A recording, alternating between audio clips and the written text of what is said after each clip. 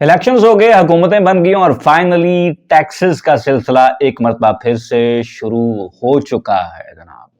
Tax वो हकीकत है जिनसे आप बच नहीं सकते हैं और इसी तरह का एक और टैक्स मजीद इम्पोज कर दिया गया है। ये वो टैक्स है जिससे जाते जाते एक दफा पंजाब वाले बच गए थे, लेकिन जैसे जैसे वक्त गुजरा जनाब समझ आई कि ये टैक्स लगना ही लगना है। रियल एस्टेट पर एक और बड़ा टैक्स इम्पोज कर दिया गया है और इसके रियल एस्टेट पर क्या असरात होंगे, स्पेशली आपकी प्रॉपर्टी, आप अगर एक छोटे रिटेल इन्वेस्टर हैं तो उसके ऊपर क्या इंपैक्ट पड़ेगा, या आप एक बड़े इन्वेस्टर हैं तो बड़े इन्वेस्टर के ऊपर उस टैक्स का क्या फर्क पड़ेगा। टैक्स बड़ा तगड़ा लग गया जनाब, तो दिल पे हाथ रखेंगे लेकिन इस वीडियो को एंड तक जरूर देखेंगे। अस्सलाम वालेकुम, this is Suhel the iron man Jafri और आप देख रहे हैं हमारा यूट्यूब चैनल एजे मार्केटिंग। अगर आपको वीडियोस पसंद आए कंसिडर सब्सक्राइबिंग। एक टैक्स था जनाब जिसे 7E कहा गया था। एफबीआर ऑर्डिनेंस 7E जो शिक थी उसके मुताबिक एक नया टैक्स मुतारिफ करवाया गया था मिफ्ता इस्माइल की जानिब से, और ये टैक्स था डीम्ड रेंटल इनकम। इस टैक्स के मुताबिक अगर आपके पास रियल एस्टेट प्रॉपर्टी है तो चाहे आपने वो रेंट पे लगाई हुई है या नहीं रेंट पे लगाई हुई, चाहे वो कंस्ट्रक्टेड प्रॉपर्टी है या एक प्लॉट है, उसकी जो भी वैल्यू है उसका 5% गवर्नमेंट अज्यूम कर रही है कि आपको एनुअल रेंट आ रहा है और उस रेंट का 20% गवर्नमेंट आपको चार्ज करेगी, यानी कि टोटल प्रॉपर्टी का वैल्यू का 1% गवर्नमेंट आपको एनुअली चार्ज करने जा रही है। ये टैक्स, इस पर डिटेल में बात करेंगे, इसको गौर से समझेंगे तो फिर बात बनेगी। अगर सिर्फ इसी बात को आप ले लेंगे कि 1% आप पे टैक्स लग गया तो फिर आपको बात समझ नहीं आएगी और ये आधा सच होगा। इसको एक्सप्लेन करना बहुत ज्यादा जरूरी है।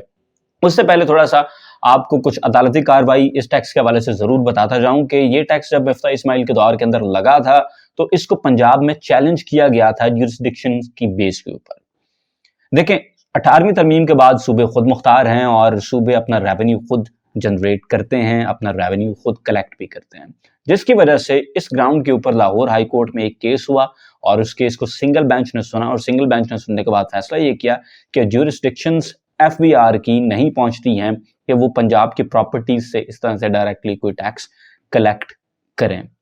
सिंगल बेंच का चूंकि ये फैसला था इसलिए एफबीआर इसमें इंट्रा कोर्ट अपील में गया, यानी लाहौर हाई कोर्ट में ही दोबारा से अपील की गई, एक लार्जर बेंच तश्कील दिया गया और उस लार्जर बेंच ने यह फैसला किया है कि एफबीआर अगरचे एक फेडरली एडमिनिस्ट्रेटेड किस्म की बॉडी है लेकिन स्टिल सूबे से, पंजाब से ये टैक्स वसूल कर सकती है, जिसके बाद अब बाकायदा तौर पर 7E deemed rental income 1% of your property value tax आपके ऊपर लग चुका है। लेकिन जैसे उसने कहा था कि people fear what they don't understand, तो जब तक आप इस टैक्स को समझेंगे नहीं आप भी बहुत ज्यादा डरेंगे, लेकिन जब आप समझ जाएंगे तो फिर मामला आपके लिए काफी ज्यादा आसान हो जाएगा। सबसे पहले गवर्नमेंट आपको कह रही है कि आपके पास अगर कोई ऐसा घर है, चाहे वो कितनी भी मालियत का हो, जिसके अंदर आप रह रहे हैं, तो उस पर आपको डीम्ड रेंटल इनकम नहीं पड़ेगा। दूसरी चीज, आपके पास अगर कोई ऑफिस है या कोई कमर्शियल प्रॉपर्टी है जहां पर आप काम कर रहे हैं, फॉर एग्जांपल आपने कोई फैक्ट्री लगाई हुई है किसी जगह पर, या आपके पास कोई कमर्शियल स्पेस है जिसमें आपका ऑफिस है, तो ये भी एग्जैम्प्ट हो जाएंगी। तीसरी चीज उसके बाद ये है कि आपके घर और आपके कारोबार की प्रॉपर्टी के बाद अगर आपके पास 2.5 करोड़ रुपए की प्रॉपर्टी है तो वो भी एग्जैम्प्ट हो जाएगी। उसके बाद फिर बाकी गेम शुरू होती है। फॉर एग्जाम्पल आपका घर, आपका ऑफिस, उसके बाद आपके पास 3 करोड़ रुपए की प्रॉपर्टी है, तो उस 3 में से 2.5 एग्जैम्प्ट हो गया, 50 लाख रुपए बचते हैं। 50 लाख रुपए का 1% गवर्नमेंट आपसे चार्ज करेगी एज डीम्ड रेंटल इनकम। अब इसमें एक चीज और समझने की है, ये जो हमने 3 करोड़ की प्रॉपर्टी की बात की ना, ये असल में 3 करोड़ की प्रॉपर्टी नहीं है, ये इससे कहीं ज्यादा महंगी प्रॉपर्टी है। एफबीआर वैल्यू और एक्चुअल मार्केट वैल्यू के अंदर बहुत फर्क होता है। जो 3 करोड़ की आपकी प्रॉपर्टी है ना, वो एफबीआर वैल्यू के अंदर होनी चाहिए, और हम सब जानते हैं कि एफबीआर वैल्यू और मार्केट वैल्यू के अंदर कोई 2 से 3 फोल्ड्स का फर्क होता है। फॉर इंस्टेंस यहां पर जो हम 3 करोड़ की बात कर रहे हैं ना, ये प्रॉपर्टी एफबीआर के कागजों में 3 करोड़ की है, लेकिन मार्केट वर्थ इसकी 15-16 करोड़ रुपए के आसपास होगी। तो आप ये समझें कि अगर 16 करोड़ की प्रॉपर्टी आपके घर के अलावा, आपके कमर्शियल स्पेस के अलावा, जो कि आपका ऑफिस है या आपकी कोई फैक्ट्री है, उसके अलावा अगर आपके पास 16 करोड़ रुपए की प्रॉपर्टी है, तो उस 16 करोड़ में भी सिर्फ 50 लाख रुपए के ऊपर आपने 1% टैक्स देना है, जिसे गवर्नमेंट कह रही है डीम्ड रेंटल इनकम। यानी ये टैक्स आपको तकरीबन पड़ रहा है कोई 50,000 रुपए। आपका घर छोड़ दिया, आपकी फैक्ट्री छोड़ दी, आपका दफ्तर छोड़ दिया, जो कि आपकी अपनी प्रॉपर्टीज हैं, उसके बाद अगर आपके पास 16 करोड़ रुपए की उसकी अलावा प्रॉपर्टी है, तो फिर कहीं जाकर आपको उसके ऊपर 50,000 रुपए सालाना टैक्स देना पड़ेगा। तो जब पहली नज़र में देखते हैं तो चीज़ें बड़ी मुश्किल लगती हैं, लगता है कि यार पता नहीं इसका क्या इम्पैक्ट पड़ेगा और पता नहीं आपके सारे पैसे ही चले जाएंगे। लेकिन जब आप किसी चीज़ को डिटेल में समझते हैं, जानते हैं, बूझते हैं, तो फिर यू गेट टू अंडरस्टैंड कि यार प्रॉब्लम उतना भी संगीन नहीं है। और एक चीज़ मैं आपको ज़रूर बताना चाहूँगा कि आम बंदा जो है ना, उसकी प्रॉपर्टीज़ के ऊपर कोई इतना फ़र्क पड़ने ही नहीं वाला, क्योंकि मोस्ट ऑफ द पीपल वो इस ब्रैकेट से नीचे नीचे रहने वाले लोग हैं। For instance I am damn sure के किसी भी तरह से मैं फिल वक्त इस ब्रैकेट के अंदर आता ही नहीं हूँ। I am flying under the radar, और इसी तरह से बहुत से और ऐसे दोस्त हैं जो कि अंडर द रेडार फ्लाई कर रहे हैं।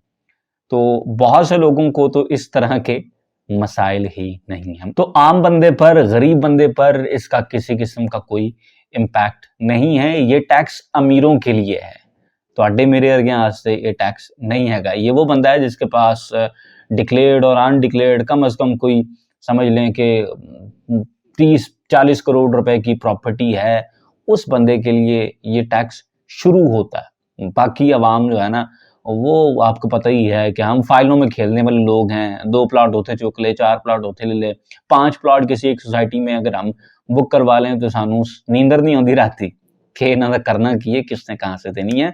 तो मोस्ट ऑफ द पीपल, उनको इस डीम्ड रेंटल इनकम से किसी किस्म का कोई प्रॉब्लम नहीं होने वाला है, और इसकी कोई आम बंदे को ज्यादा टेंशन परेशानी नहीं होगी। एक चीज और, मेरी अंडरस्टैंडिंग के मुताबिक ये टैक्स भी उन लोगों पर लगने जा रहा है जिनकी जमीन डायरेक्ट रजिस्ट्री पंजाब के अंदर मौजूद है। जिन लोगों की जमीन फाइलों के ऊपर खेल रही है, मुझे नहीं लगता कि वो भी इस टैक्स नेट में समहाउ आ सकते होंगे। For instance Faisal town phase 1 की जो जमीन है वो अब रजिस्ट्री ट्रांसफर होती है, तो मेरे ख्याल से वहां पर तो ये डीम्ड रेंटल इनकम का इतलाक हो सकता है। लेकिन फैसल हिल्स जहां पर फाइल्स के ऊपर ये चीजें ट्रेड हो रही हैं, मुझे नहीं लगता कि वहां पर इस किस्म के टैक्स की कोई कलेक्शन की जाएगी।